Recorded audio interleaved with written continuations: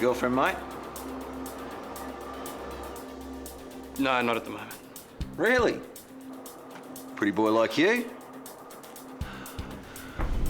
Maybe you should come round to my place this weekend, eh? Pretty boy, hey? Come on, you know you want to... Back off, all right? Is that a no, is it? Oh, well. Another time, eh? Another time. Bullying has wide-ranging effects on victims, all of which are negative. Firstly, victims of bullying experience more negative emotions. They experience anxiety, higher levels of stress, depression, and they are also more likely to fear going into work, to be absent. They might withdraw from others and isolate themselves at the workplace. Some individuals have been known to attempt suicide or even suicide over these types of behaviours. Every employee has the right to have their health, safety and welfare protected at work. Employers are therefore obliged to provide a workplace where their employees' well-being is upheld. And part of this involves zero tolerance of bullying. Bullying in the workplace can go unnoticed, or worse still, ignored by people at all levels in an organisation. Get onto that, please, straight away. Oh, sorry, Amanda, I won't be able to get onto it till tomorrow. Jim wants a conference report on his desk before I go tonight. Well, you tell Jim to stand in line. I have told you my client's file takes top priority. Amanda, please don't shout. I think that's something you need to talk to Jim about directly. Do you?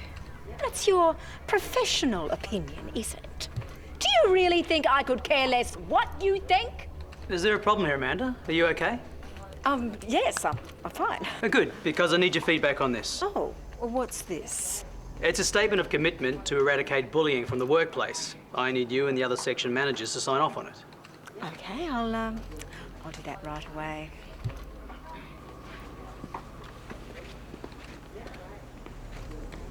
If clear and accessible anti-bullying policies and procedures do not exist in a workplace, problems can compound to the point where the effects on targets and the workplace as a whole are highly destructive. It has the capacity to destroy people's lives and those of their families and friends. Every workplace should be proactive about eradicating bullying. By putting appropriate structures in place and by promoting an anti-bullying culture, a workplace becomes a happier, healthier and more productive place. This program is about dealing with workplace bullying.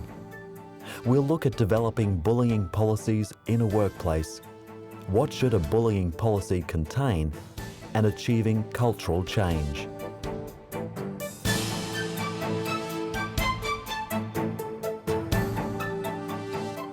Workplace bullying can have dire consequences on both the targets of bullying behaviour and the workplace as a whole. Employers and managers in any workplace need to take bullying behaviour seriously and be conscientious about eradicating it. There is no getting around it. A policy on bullying or harassing in a workplace must be very clear. Doesn't matter how it's done, but it has to be in such a way that the message is communicated. And they need to have a plan that you can see it. Visually, you can see it on the wall, which way you go, where the arrows point and what happens. The managing of bullying behaviour has to be undertaken in a consultative and educative way. Consultation must involve everyone with an interest in the matter, including employers and managers, workers, representative bodies within the workplace, such as health and safety committees, and, where appropriate, representative bodies from outside the workplace, such as trade unions. Consultation helps an employer to determine whether there is a problem with bullying in the workplace. It also assists with identifying the best way to get the prevention message across and to implement prevention measures. Anyway, we're taking it all to the executive meeting next week. Management want bullying policies and procedures to be dealt with as a matter of urgency, and I'm looking for input. Input? How do you mean? Well, everyone gets a chance to fill in a confidential survey, but to get the ball rolling, I'm after any comments you might have on how bullying should be dealt with. Email me by Thursday, okay? Okay, I will. Thanks. Good. Every workplace should have an anti-bullying policy. That is, a stated position on bullying in the workplace and a clearly defined procedure to deal with incidences of bullying behaviour. Developing a workplace bullying policy or modifying an existing one to better meet the needs of workers can be complex. But consultation ensures that everyone has an opportunity to contribute to it in 3 important areas: reporting procedures, procedures for investigating incidents, and procedures for resolving problems. The important thing is to accept that bullying occurs in workplaces. And once management has accepted that, then it's up to them to set about writing a policy. But it's very important that they consult with key people at the workplace, people who are in supervisory roles, and people who are observers in some way or other. It might even be customers. Once developed and formally adopted, anti-bullying policies should be easily accessible to all employees. Employers must be proactive about this. Ways this can be achieved include making electronic and/or hard copies available to all employees, placing such policies in company newsletters and other publications, or posting the information in an appropriate place. It's reassuring as a female with all the posters around on site, especially in the building industry. I've actually got a hard hat with a bullying sticker on the top of my hard hat with the number there, so it's easy to access and pass on to other female members. Have you read this? They're getting a bullying policy up and running. Oh, about time. Yeah, check it out. Bullying can take the form of harassment, humiliation, or repeatedly being asked to comply with unreasonable demands in the workplace. Sound familiar? Sure does. I'm sorry about the mix-up with the roster last weekend. I've made sure that you won't have to work on weekends anymore. It's not too good to be true. Similarly, when any new employee joins a workplace, and when workers such as contractors are involved in a workplace on an itinerant basis, they should be formally notified about the organisation's policies in relation to bullying. Workplace bullying has many negative effects, and employers are required to provide a workplace that is free from it. Bullying policies are effective in achieving this. They should be developed in an educative and consultative way. They should define unacceptable behaviour and provide employees with a clear process for reporting bullying. A bullying policy should be easily accessible to all workers.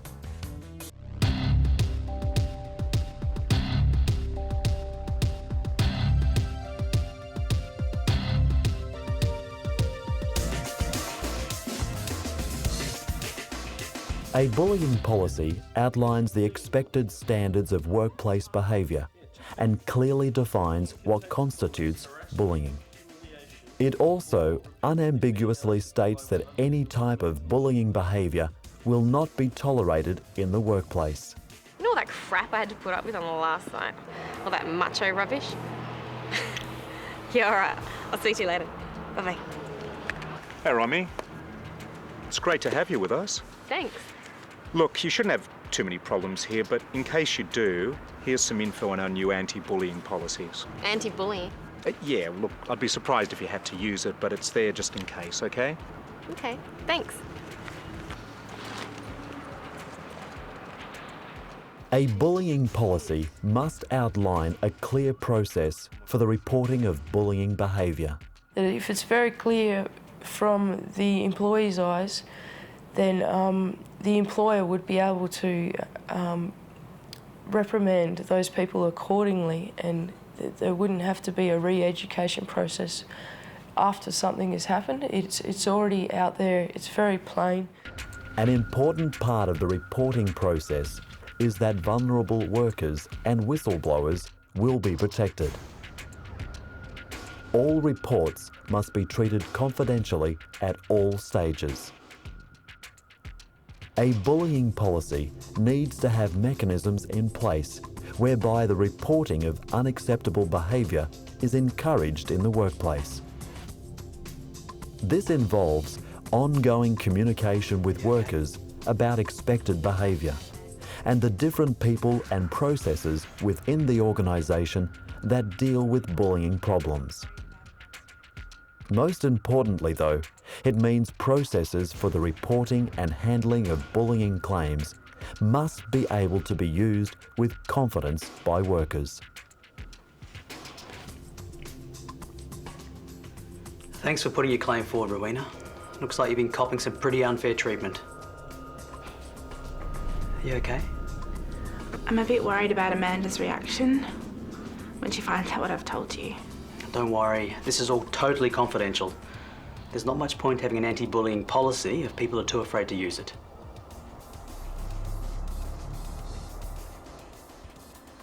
They must be effective in dealing with claims and resolving issues fairly and promptly. There should also be disincentives for vexatious claims. Within any workplace, a bullying policy can be developed on its own or can be an adjunct to other relevant workplace policies, such as occupational health and safety or code of conduct. It can be linked to existing workplace grievance or conflict resolution procedures, or may involve a separate process. I'm surprised how much bullying still goes on. Not just in the building industry, I mean everywhere. Yeah, the last site I worked on was pretty bad. Sounds like it. You should have made a statement against that bloke. Didn't know I could. Nobody told me about reporting him or anything like that.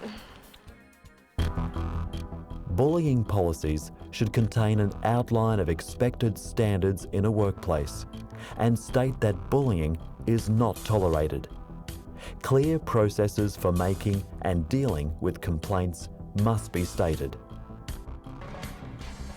An important aspect is the protection of vulnerable workers. Workers should be encouraged to use the policy if needed, and they should feel they can use it with confidence.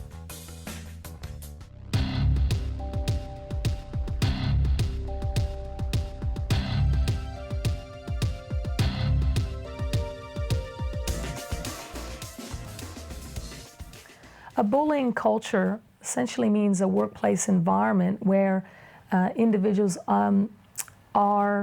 see as normal behavior any of these sorts of bullying activities, whether it's social undermining, spreading negative sorts of rumors and gossip. It might be intimidating individuals, sending abusive emails. It could be, shouting, screaming, hiding information, work overload, work underload, any of these sorts of things where these kinds of activities are being used to try to keep an individual essentially down or to constrain them in a way that does not accord with workplace requirements. How does an employer or management team find out if bullying is occurring in the workplace? And in establishing new policies or modifying existing ones to achieve cultural change, how is it possible to account for the experiences of everybody concerned and to canvass the opinions of all workers? There would be men who think that nude photos in a workplace aren't a form of harassment, or have never thought that, have just thought, calendar girl stuff's okay, it's just standard fare. But it might have been when there were no women. But they've got to then take on board the fact that if a woman's there looking at the commodification of women in a calendar, she might find it offensive. She might find that it contributes to bullying and the like. So workplaces need to be progressive. They need to reflect changing values and the changing role of women in the society. Using a confidential survey in the workplace, which gathers responses from workers about their experiences with bullying behaviour, is an effective way to give everybody the opportunity to contribute. Good job. Yeah, thanks. Don't forget the bullying survey in your pigeonhole. OHS wants it back by the end of the week. No worries, can do.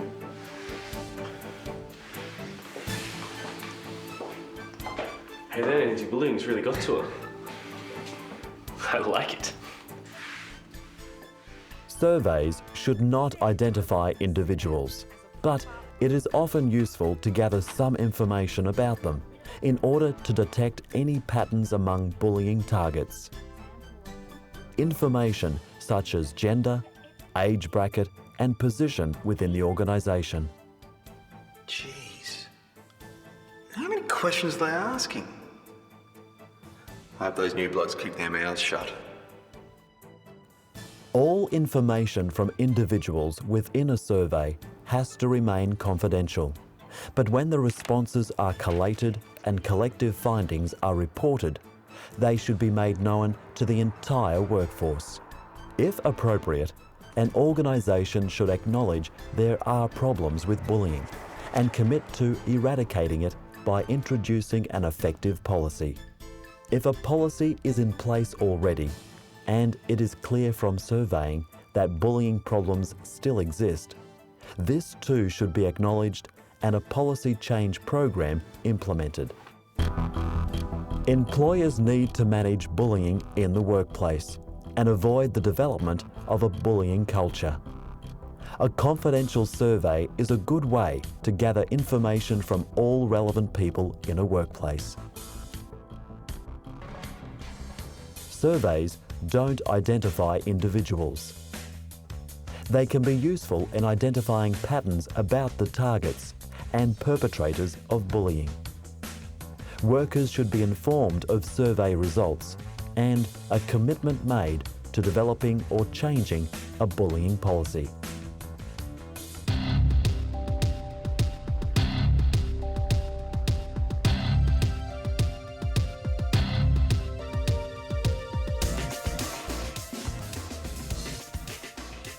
Bullying problems are identified in a workplace, all staff are notified, and there is a commitment to eradicate them. The next step is to embark on a consultative process to develop an effective bullying policy and procedures, or to change existing ones. It is not always possible to involve all staff in a workplace in a consultative process, but there should be ways in which all staff who want to can contribute. This includes contributing through a representative committee, union, or other worker representatives on staff, or opportunities being given to make contributions in writing. Definitely approach us, maybe some sort of feedback, and they could also approach the union about stories they may have heard to sort of head off anything that may come up in the future and sort of like prevent something from happening by assuming that it may happen and be able to sort of head it off from other people's experiences. I don't think there's any doubt that the culture of the workplace has to be fashioned by workers. If you've got a workplace where the boss is dominant and rules the roost and workers fear the boss, or workers can't develop strategies collectively, then it's a bad workplace. And the culture of the workplace will be really hard to push or manipulate or change. Underpinning the formulation of policies and procedures for dealing with workplace bullying should be an understanding of the deep psychological trauma and stress that targets can experience. This means it is imperative that workplace policies and procedures provide them with confidence and certainty relating to fair treatment and just outcomes. the important thing is that steps need to be taken, holistic steps where, again, you'll need to have managers that are trained in the appropriate ways of leading and managing individuals, and also how to spot the signs of bullying and how to bring that to an immediate stop. Wide-scale workforce education, so individuals will not tolerate bullying, and that means that they need to know that if they speak up, they'll be supported by the organization. Any defendant to a claim should have confidence that they have access to a fair and clearly defined process. In the event of a claim, the complainant and the defendant should not be required to work together, and, if need be, leave granted to achieve this. All parties involved in a bullying claim should also have confidence that workplace policies and procedures allow for a timely resolution of issues. Processes for dealing with bullying might encompass a range of approaches, depending on the individuals involved and the nature and severity of bullying behaviour. They might include personal discussion, counselling, formal apologies and statements of commitment to changing behaviour, and a range of other formal and informal mediation and resolution processes. And the supervisor can organise, if he chooses, or she, and I say that every time, if he or she chooses, he can then organise a mediation with himself being a kind of mediator, a person who's listening to both sides. If that doesn't work, or if it isn't acceptable, or if the person feels threatened being in the same room, and that's quite common, that the person feels very threatened being in the same room as the bully, then it might be necessary to move outside the system and appoint a mediator. Due process? Counselling? I can't believe this. I can't tell Jenny. She'll flip.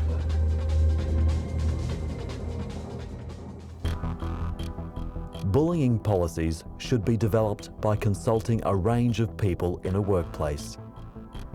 The deep psychological trauma experienced by targets of bullying should be understood in forming a policy.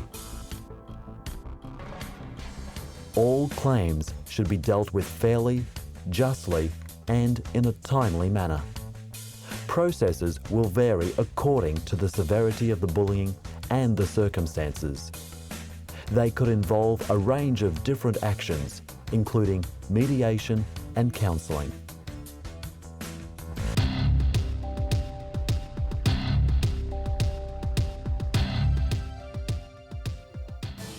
There is no room for bullying in any workplace. It is illegal behaviour. It has the potential to cause untold damage and misery to targets, their families, and friends. It can destroy lives. With firm management that upholds workers' legal and ethical rights to the protection of their health, safety, and welfare at work, bullying cultures can be prevented and eradicated. It is therefore incumbent on every workplace to consultatively develop, monitor, and if needed, modify anti-bullying policies and processes. It's great to have you with us. A formalised and proactive approach to stamping out bullying behaviour in the workplace benefits employers and employees alike. It saves money, saves lives, and makes for a healthier, more productive workplace. Bosses, managers, union officials, shop steward workers, they've got to share ideas, develop a progressive situation in the workplace, but also they'll get more productivity out of a workplace like that too. The old workplace where there was bullying is unproductive.